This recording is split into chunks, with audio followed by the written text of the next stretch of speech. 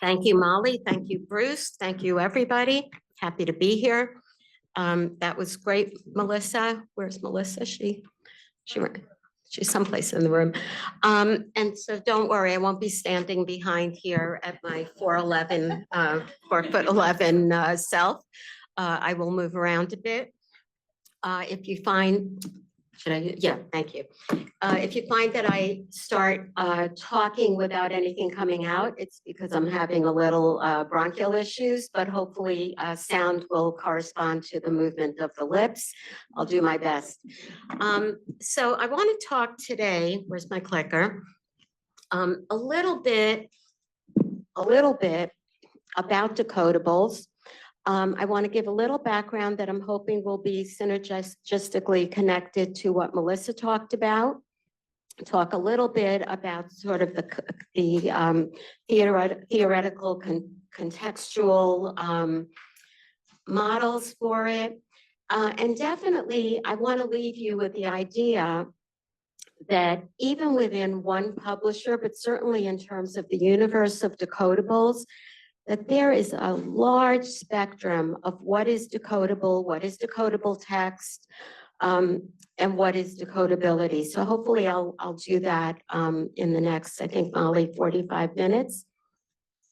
I want to definitely leave you with the idea of where decodables fit in a reading program, meaning in an overall, whatever your reading program is, it has a place in it and where that place is.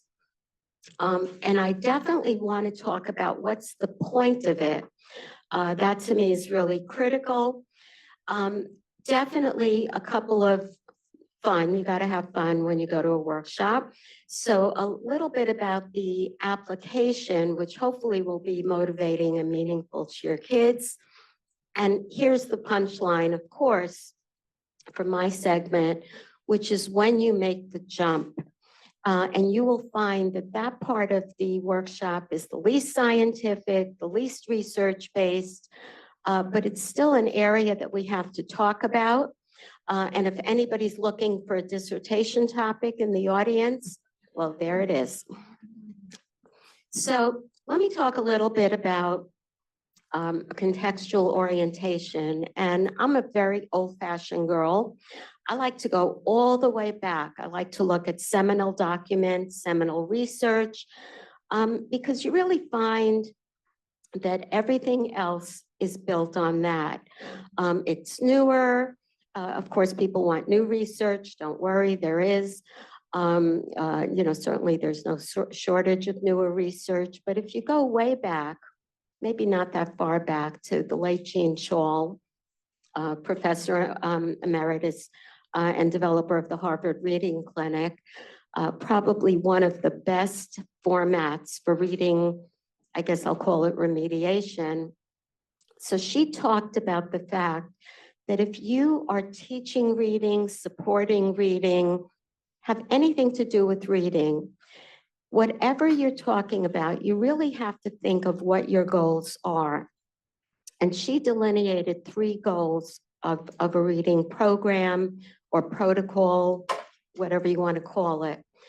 And she said the very first step that you have to consider, and these are not necessarily sequential, they happen recursively, but you have to think in terms of some of your work as being about automatic, using that word with a line under it, automatic, rapid decoding.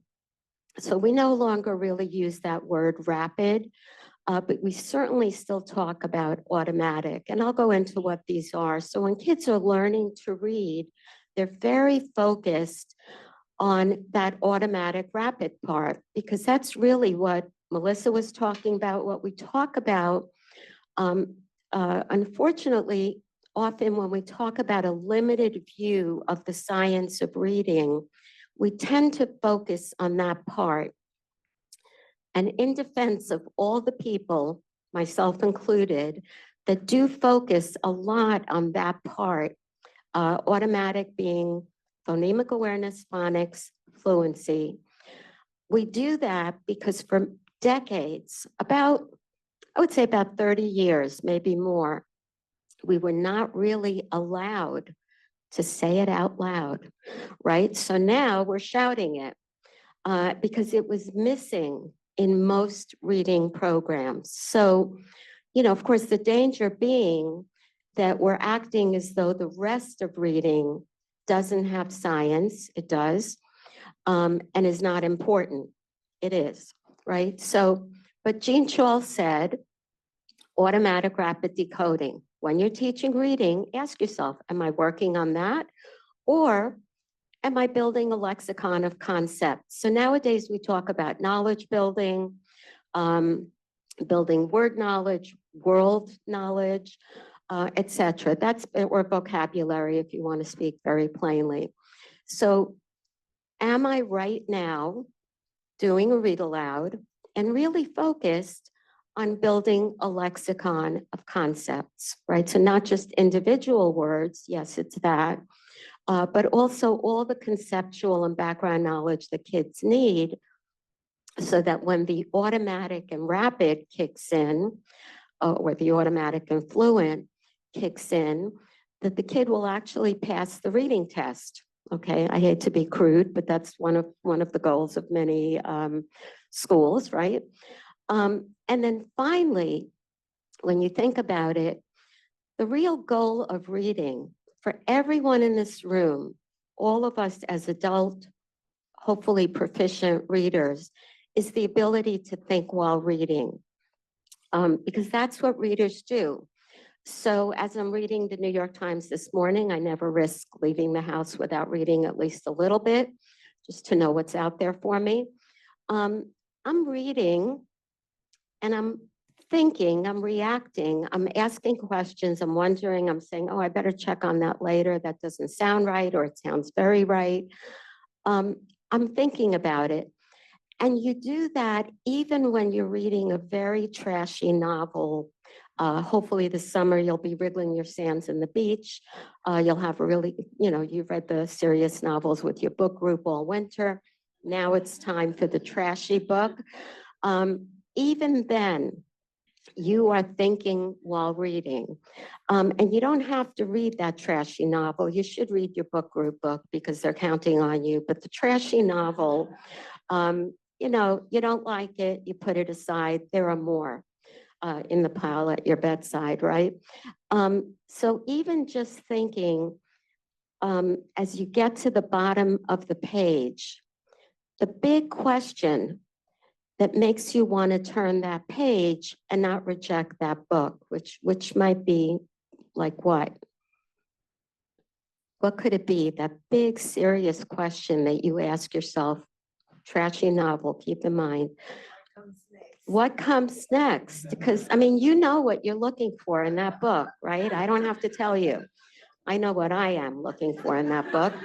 And so you have to be interacting even with a magazine article, a recipe, really anything that you're reading, high and low and in between.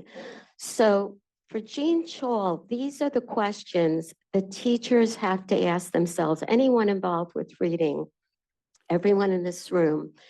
Am I focused? And by the way, it may not be one thing. You might be focusing on several things in a given lesson, either sequentially or cyclically, meaning you might spiral it. Am I working on the mechanical aspects, automatic, rapid? Kids are still learning to read at that stage. Am I working on building concepts? Kids are still learning to read at that stage. But by the way, we are all, I am, you are, still at that building of a lexicon of concepts. I'm still learning stuff every day, some things I wish I didn't know, but building that lexicon of concepts. And ultimately, when you are really reading to learn, you are thinking while you're reading. That doesn't mean that kids are not thinking while they're reading a very basic, mechanically focused piece of text, a phrase, etc. So when you think moving forward, and by the way, Jean Chall didn't make that up so long ago, but if you count up the decades, it was a while back.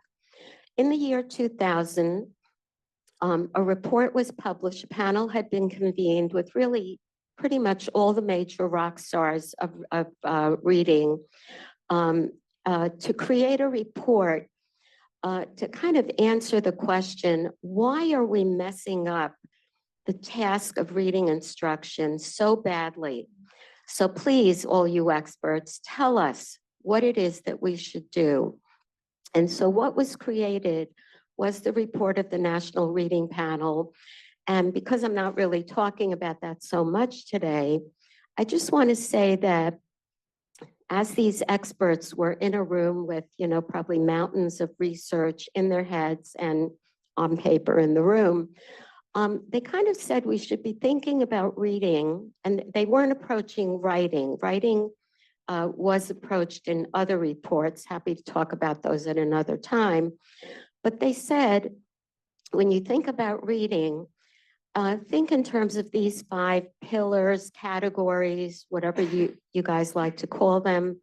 Phonological awareness as a separate and distinct category, phonics, fluency, vocabulary, and comprehension. So when we're talking about decodables, we're really approaching sort of the phonics and the fluency, but that subsumes the phonological phonemic awareness in it. So if you look at Jean Shaw, she was really rather prescient in kind of looking ahead, because automatic rapid is the first 3 pillars. The lexicon of concepts is vocabulary, of course, much broader than just that word.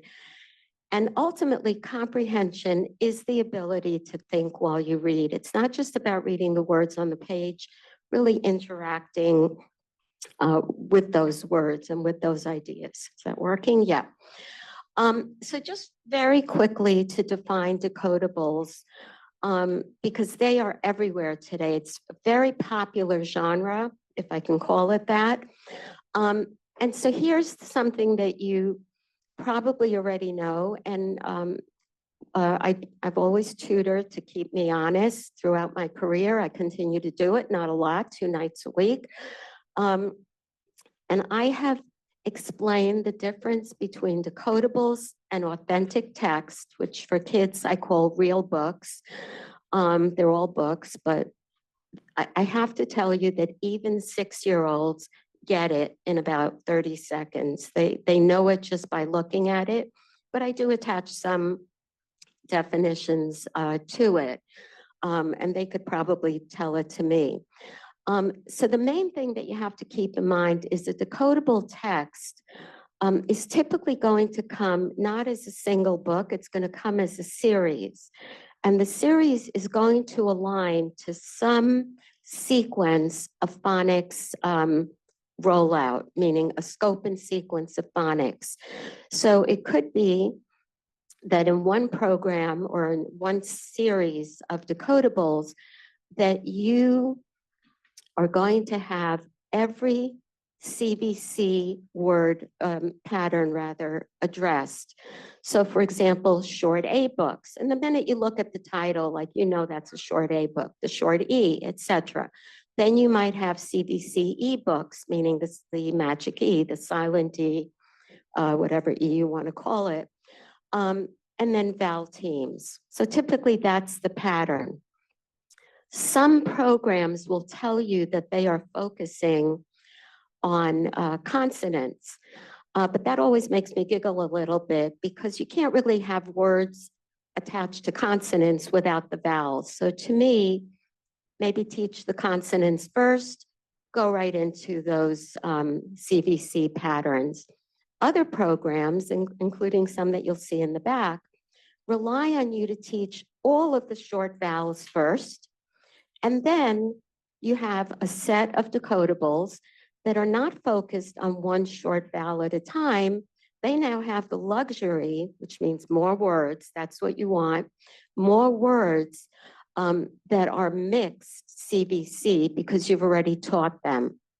So that is really a pleasure for the author of those books because you go home and try to write only short A, only short E, not easy to do.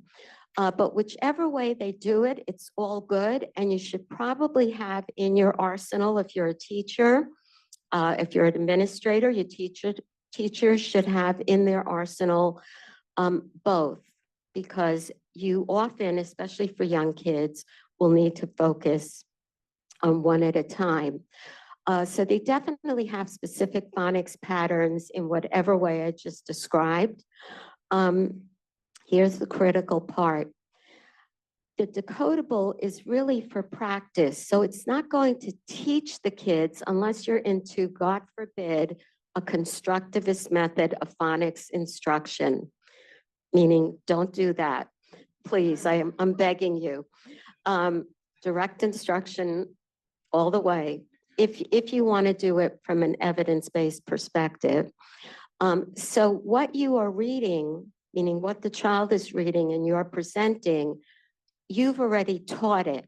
And it may not be perfect yet, may not be automatic, but it has been taught. The child or adult who's learning it already has some background in that sound symbol knowledge. And as you keep teaching your program, you're adding more difficult, new. And so when you think about decodable text, so I typically, when I say decodable, I'm thinking of a nice little wonderful reader, but you could also have word lists that are decodable, sentences, phrase lists, by the way, full sentences, pages, meaning individual, and definitely books. And I'll be referring to those. They're definitely, as I mentioned before, on a continuum of phonics pattern, and they really do exist on a continuum of decodability.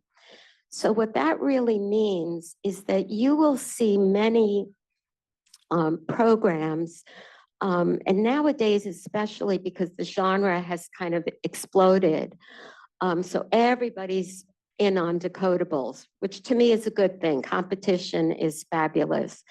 And coming from people that you would never expect from the whole spectrum of science to whatever the other side was that's no longer popular, everybody's sort of getting in on the Decodables Act. So what you will see is that there are very, very strict decodables, meaning you can't have 100% decodability because you need a few truly irregular words like the word the. It's not 100% irregular, but it is pretty irregular.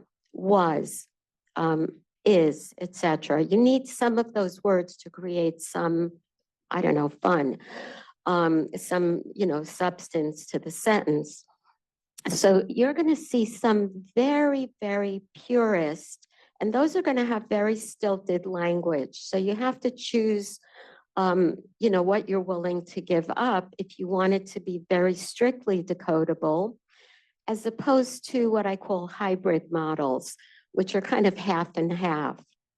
So even coming from more Orton Gillingham, meaning stricter structured literacy, decodable authors, you will sometimes see that they're going to forfeit something to be able to say that we are also focused on knowledge building or building story narrative, etc. So you might see a real range of decodability. What decodables are not are those nice little leveled readers that many teachers are calling me and saying, please help me. I don't know what to do. I don't want to throw them out. So I'm not going to go over these too much, but I just wanted to give you a little chart on, what I guess used to be called in the nearby old days, predictable readers, as opposed to decodable readers. So predictable reader required a great deal of guessing. I'm not going to talk about queuing systems. I could if you wanted me to, but not in 45 minutes. Predictable readers would be, I went to the supermarket with grandma. I went to the supermarket with grandpa. I went to the supermarket with my dog, et cetera, et cetera. So How would you guess? You'd look at the picture alongside, and there was grandma, grandpa, and the dog. So I didn't really have to read anything.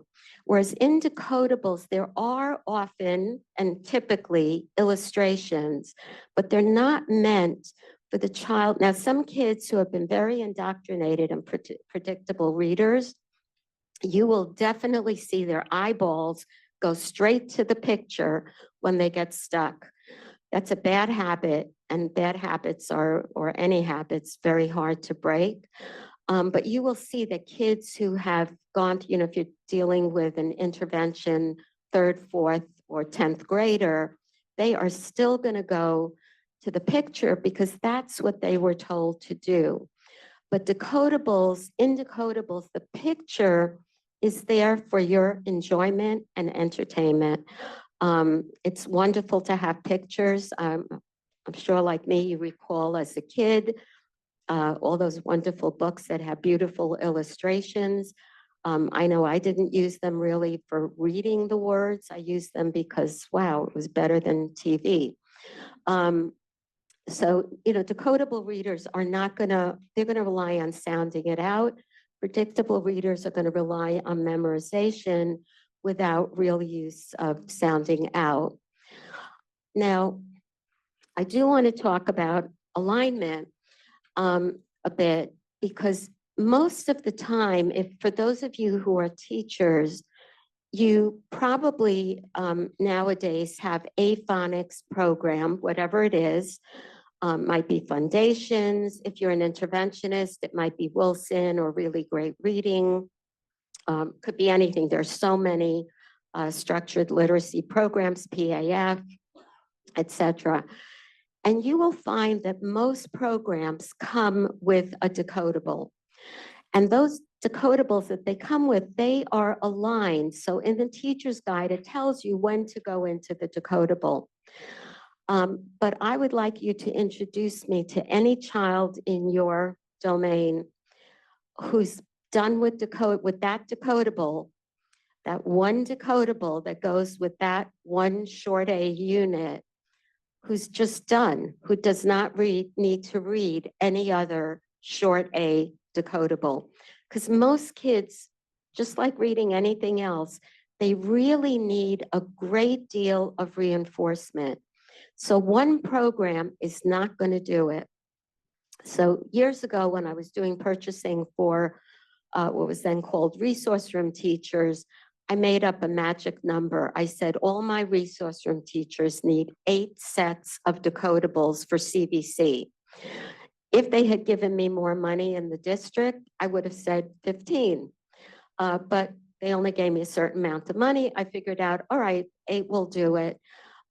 So keep in mind that even if your program comes with a decodable, which if they bought it for you, it does.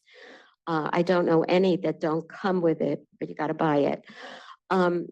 You still have to start accumulating a real big fat library of decodables. And the only problem there, and it's not a big problem, is that you just have to align them so that if you're using a decodable from PAF, you have to make sure that the one that focuses on short whatever, short I, is aligned in sequence to your program. The worst that would happen is that you're kind of holding off a little before you introduce it. And I know, for example, people like Katie Pay Smiles is doing an alignment. This is out of the goodness of her heart, an alignment document. She could probably sell it for a lot of money. Maybe she will, hopefully, to give all different decodable, again, versioning genre, and she's aligning it for you.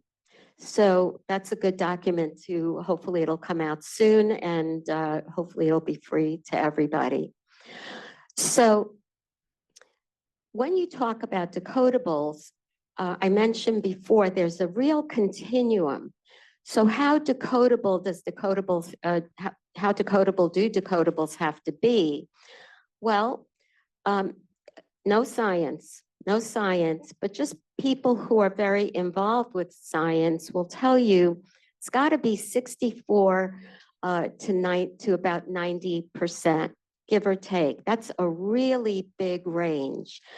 So I would tell you that when it goes lower, meaning that 64% to me is a hybrid document.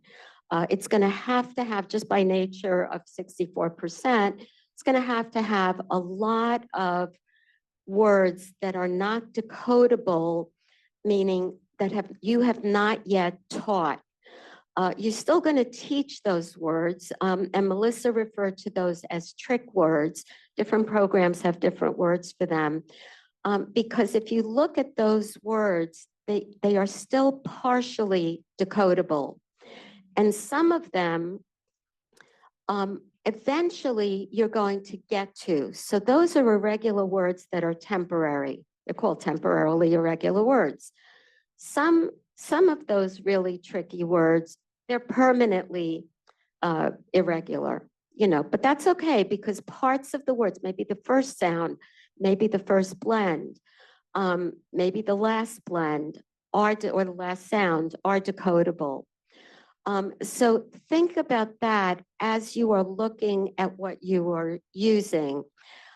Because sometimes we use decodables and we wonder, I wonder why this one is giving this kid so much trouble or this group so much trouble. And if you look, for example, for those of you that use foundations, if your school also bought you geodes, you'll see that geodes have an extremely broad range of decodability. The good thing is they tell you right in the back of the book what it is. So then you could figure out, oh, now I get it. This is a really not as decodable as Mac and Tab, for example, from EPS. So I'm not going to go over this too much because Melissa did cover this. But just to say that the way you would use decodables is as part of your phonics program. So you're doing phonics, you're teaching, you're now up to, and whatever your sequence is, the short I sound, you're digging around, you've taught it. You've done all of the structured literacy moves that your program hopefully requires, and your protocol is done. And you start to integrate some decodable sentences, for both reading and writing, the writing being dictation of those sentences. And so now you're looking to reinforce it because to get to automatic, that one short I book in your program is nowhere near enough. You really, and for some kids, you're going to see you really have to look for more and more. And not just one read on those. Those should be multiple readings for reasons that I'll point out in a minute. So obviously, good reading programs have listening, speaking, reading, and writing. You're addressing all pillars, even when you're using a decodable book. You want kids to get to critical thinking. But I'll point this out a number of times. Decodable books very rarely, maybe never, are going to be high literature. Okay, you're going to do that elsewhere. These are decodable and their purpose is for building practice, building in practice and building automaticity. So typically, and I should have proceeded to this slide, in your phonics program, really it is about alignment. So I'm going to skip this because I really talked about it already. So Wiley Blevins talks about what are some of the failures of phonics programs, because even though everyone is on a big bandwagon for structured literacy and structured literacy programs, present company included, sometimes teachers will say, well, I did everything in the teacher's guide. It's a decent teacher. They've really done whatever. And somehow the kids are just not moving along. And I will have to sort of verbalize the dirty little secret. The teachers are kind of pushed to move. And in one of my slides, you're going to see I'm pushing you to move ahead, because it is kind of scary to move to the next sound. You want to make sure that he's got it. So that sometimes holds people back. But some kids really just have a very hard time with that movement. And I'm talking here about garden variety poor readers, dyslexics, take your pick. And so what Wiley Blevins does is he cites 10 possible causes, but right at the top of the list, inadequate or non-existent review and repetition cycle. So that's really what I'm talking about when I say, so how many decodables did you use? And extensively, even though on your back is the hot breath of all the people pushing you, you gotta keep going. But sometimes you have to say, I have to pull this group aside because they are not going with me. So you have to step back for that group. And by the way, this is where differentiation is really of groups is very typical, obviously of individuals. It's your kid, you want very individualized, of course. I'll just say as an aside about differentiated instruction. As a teacher, I've been asked to do it. I always suggest, like Jane Elliott says, change is good. You go first, you try it, because it is one of the hardest things. I'm not saying don't do it. Really hard to do, because one group is moving ahead, another group is now having to be addressed. That group that's moving ahead is going to break off as well. So it's a very complicated thing to differentiate instruction. So thinking that decodable text is about building fluency and automaticity, you have to ask yourself, do you have enough decodable text in your phonics program? I already told you, no. Are you supplementing with sufficient additional decodables? That's up to you. Only you could answer that. I already said we don't know how many you need, but if anybody offers you any, please take them because it's good to build up your toolkit. And then how you use them is also critical because you have to do a lot of repeated readings with them. So a typical protocol, and I'm not going to go belabor this, especially because I'm looking at I have 15 minutes. Okay, looking at the clock. This might be a typical one-to-one if you're a practitioner, a tutoring practitioner, or in a small group. You've taught the phonics pattern pretty well. You think they kind of gotten it. You did it through a direct instruction model, full cycle of reading and writing, meaning dictation. And now you're ready for the decodable. You choose the one or ones. You should have a little pile that you're going to be reading to reinforce that sound. You give a very small preview of the book. Please do not spend as much time with all of that pre-reading as you would with good literature. That's where you should invest yourself in terms of all that talk. Decodables are about reading it. They're not that complicated. But yeah, you could tell kids, it's going to be a book about some kids on a farm whose ducks go missing or something like that. And then you're going to have the kids read chorally. So people like Anita Archer, who's a big direct instruction guru, she doesn't want anybody sitting around not doing anything. That drives her crazy. She wants every kid reading chorally. So perfectly good. You could have choral reading as your format. You could have kids reading individually. No round robin, because if I did round robin around this room with any document, you know that you would be rehearsing your parts so you didn't humiliate yourself, right?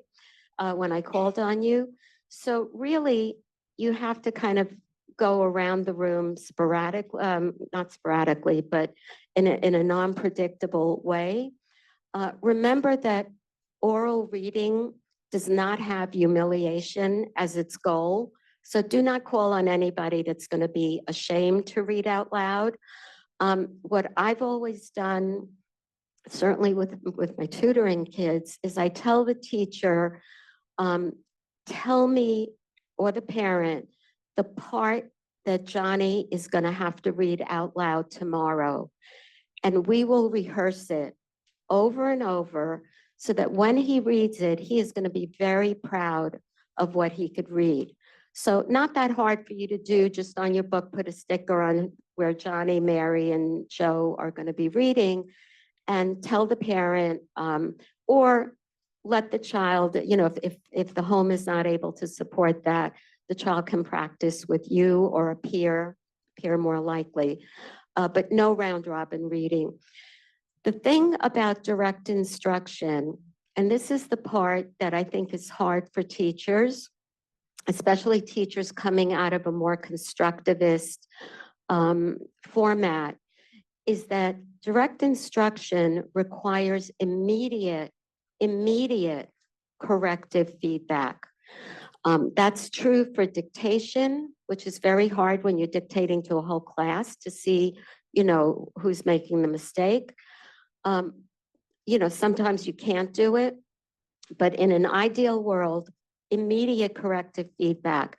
So again, no public humiliation, just somebody reads something out loud or even chorally, makes a mistake, you correct it, they repeat it, they keep on going. Some teachers like them to go from the beginning of the sentence, knock yourself out, either one is good, immediate corrective feedback. And then you could do it a second time. This time, you can take the luxury if you want to stop and ask some questions. I'm going to show you some cute stuff to do. And how many times should you do that? I cannot tell you. That is the art and the science of observation on the part of the teacher. You decide how many times. Don't do it until they fall asleep. That's not a good idea. A couple of times. Subsequent rereadings, and these can be spiraled. You could put it away for a couple of days, come back to it. The kids can read to a partner, and then ultimately, ideally, read it at home to somebody, even to yourself in a mirror. Being the OCD person that I am, I at one time, when I was a teacher, I procured tape recorders for my class, and I made them record the rereading because many kids had nobody to read it to at home. But the ultimate goal is for them to read it independently. So I want to just mention this about fluency, and bear with me if you already know this, but we use that word a lot. So I just want to define it because it has three components. One component of fluency is accuracy. So if I am reading, even if I'm reading like in a kind of good pace, but I'm reading it wrong, meaning the sounds are wrong, then, and by the way, the packet is in your, should be in your tote bag. I should have said that. Accuracy is a major component of fluency. Until the kids really know the sound symbol correspondence for what you're focusing on, they can't be accurate. So accuracy. Rate. So I did not say speed, even though in the old days they said speed, because it is not about speed, it's about appropriate rate. So again, if I'm reading, or if you're reading your prenup or the divorce papers, either way, you are going to read it in a very Talmudic way. You're going to read it again. You're going to say, gee, I wonder what that word means. I better ask my lawyer, etc. Very, anybody hear the term close reading? More than you ever wanted to hear that word, right? You're going to read it very closely, as opposed to that fabulous, hopefully you've bought it already, that trashy novel on the beach. You're reading that pretty fast because you know the juicy parts that you're waiting for, right? So appropriate rate for the type of text. And prosody. So prosody is very critical and very hard to measure. It's something that you hear. So Tim Rosinski actually has, I'm not a rubrics kind of person. I like numbers. I feel much safer with numbers, but Tim Rosinski has done a pretty decent rubric for prosody. My email is at the end of the deck. If you want it, I'm happy to send it to you. But prosody is also a very critical component, because if I have accuracy in a pretty good rate, but I am reading like a robot, well, I'm not very fluent yet, right? So those are the components I want you to keep in mind.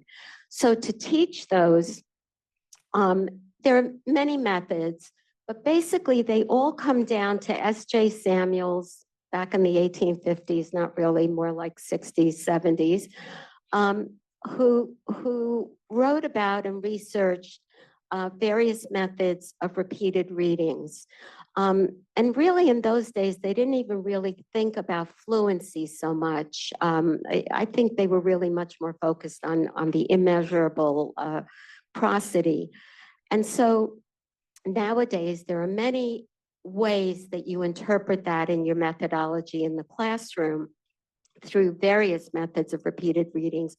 Choral reading, if anybody here is an early childhood person, shared reading, but of course today I'm talking about it from a Decodable's perspective, readers theater, and I'll show you some examples of that, partner reading, echo reading, shared reading, something called pyramid sentences or sentence trees. So what's really common to all of these, because you will have heard of these maybe in other contexts, is that you have to read them again and again. If you're an actor, you have to read your script over and over again, right? In order to develop the prosody that you need and the accuracy and rate as well. So just a little reminder that for shared reading, typically what you might do is use either a document projector or whatever way that everyone is looking at the text. And again, I'm talking about decodable text all at once while the teacher is tracking word by word, no swooping, because you really want to impress upon, especially younger kids, that it's word by word. Choral reading, which, you know, has been around since, you know, probably the Greek chorus has been shouting behind people's shoulders. So basically, again, you've got a shared piece of text, however you share it. And by that, I don't mean the way that you say, you mean that in secondary school, meaning 6 to 12, where everybody might have a copy of the book in their hand and everybody's reading together. What I mean is a piece of text, the way right now, if I were to go up and read to you the slide word by word. So shared piece of text, it's read chorally over and over. How many times? Only you know, right? I mean, I have opinions about it, but you are right there with the kids. And oftentimes you will see this sort of protocol encouraged for use with text that has some rhyme, rhythm, repetition, and definitely with decodable and hybrid text. Another way, and I think this is a fabulous way to build prosody, which is kind of hard to see in the beginning, but sentence trees or pyramid sentences were probably developed early on by people like Dorothy Strickland. If you ever find any research behind it, please let me know right away, because I've tried for years. But it's very popular and it's embedded in some programs. But here's where it is good to know the seminal work, because that kind of implies this sort of protocol. So what you have is a decodable sentence. Let me see if the little light doesn't work. So you have a decodable sentence like the goat on the road has a coat. And so it's very clear from that sentence what your phonics focus is. It's the OA, the long O sound as a vowel team. And what you do is you start at the bottom, if you're creating these, with the decodable sentence, and each subsequent partial sentence leaves off a word until you're left with one word. So for example, this would be read the goat, the goat on the, the goat on the road has, et cetera, et cetera. And you'll see that when kids, the first time you may have to model what is going on here, but the kids very quickly pick up on it. It's a lot of fun for kids because there's a huge amount of repetition over and over for each word. And kids often want to make up their own. I let them, and this particular one comes from a program that I'm citing here, but being the control freak that I am, I like to make up my own. And I do, and I also let my students, if they're so inclined, try to make up their own based on the pattern that we're doing. So I did these, and I think you could see in the first one, we're working on the EA sound, put the teal teapot. You should explain or show a paint chip of what is teal, a lovely color. You put the teapot on the shelf between the oatmeal and the paint box, or double E. When the needle fell in the haystack, that fellow jumped in to retrieve it. I think we were doing EE and IE as an outlaw. Anyway, you could make your own, or you can find them. Certainly, like this company actually has a book of just sentence trees. And again, it's just about the alignment. You have to pick the ones that you've already taught. Then reader's theater. So if this were a 3-hour fluency workshop, we would talk a lot about reader's theater because kids love it. There's classic, I should say, reader's theater. And then there's reader's theater that you could make or buy that's a little more efficient in time. These have been around a very long time. The Garside readers, I gave you a citation for those. What's really nice about reader's theater is that the narrator is usually the adult, you, the teacher, so it's a little bit harder. And then each part might have a different readability, so you could assign it out. And that's very typical for most reader's theater. Jill, sorry. Jill Lauren's whole phonics program, she's just developing for her Decodables a concurrent reader's theater booklet. And she's very generous in that she's offering you some freebies there. So I gave you the link for that. But you could also use Decodables, again, not high literature, not meant to be high literature, but you could use them for comprehension and knowledge. So if we talk about comprehension, oh, good. If I look at the National Reading Panel, again, I like to go back to the seminal stuff.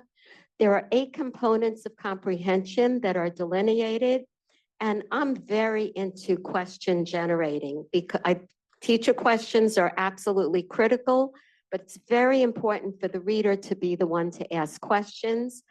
And so I like to take, here's PAF Early Reader Book 1. So for kids that have trouble with question generating, teach them the 5 W's. They learn it probably when they're 3 years old, they could do it. And start to apply some questions, ask some questions. They're not going to be, again, very literary, but that's okay. Definitely, you should use that Decodable if your program does not have enough dictation. And here's what I do. I hope the publishers are going to close their ears for this part. I would never suggest that you break copyright laws, but sometimes it's really good to duplicate the book, or you could do it if you're a more legally inclined person. You could just cover the text with lined paper. And what I do is I will have the children listen, that we've already read the book however many times you want to read it. And now I'm going to dictate every page, not at one time, every page, 1 or 2 pages a day. And at the end, they are going to have the whole book to take home and keep it. And please read it to mom or dad or your siblings, etc. So this is a way to incorporate more dictation into the program. My feeling is that when Wiley said there's not enough application, to me, dictation is critically important and often like jarringly vacant from or sufficiently, insufficiently there for most phonics programs. Also keep in mind that some decodables are better than others. And honestly, I was so excited.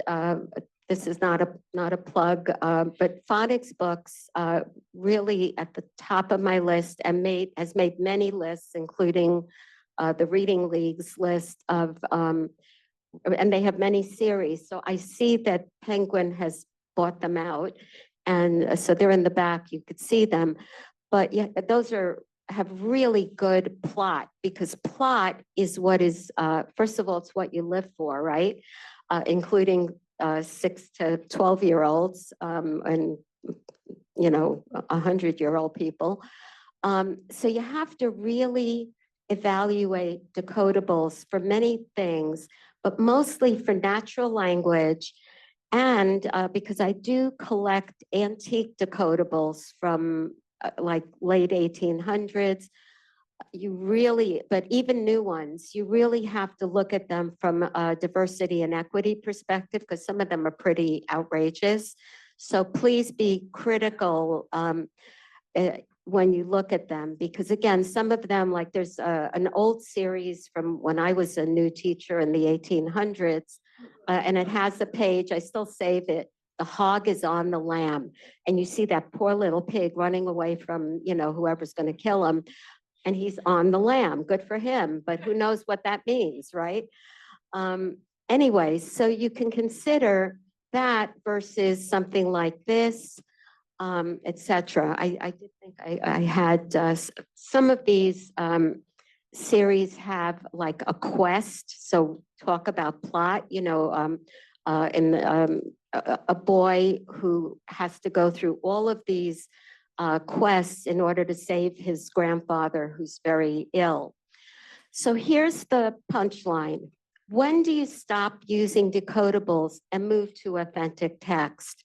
So I'm going to tell you that you never moved away from authentic text ever.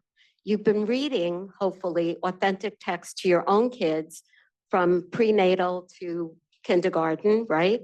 Or pre-K.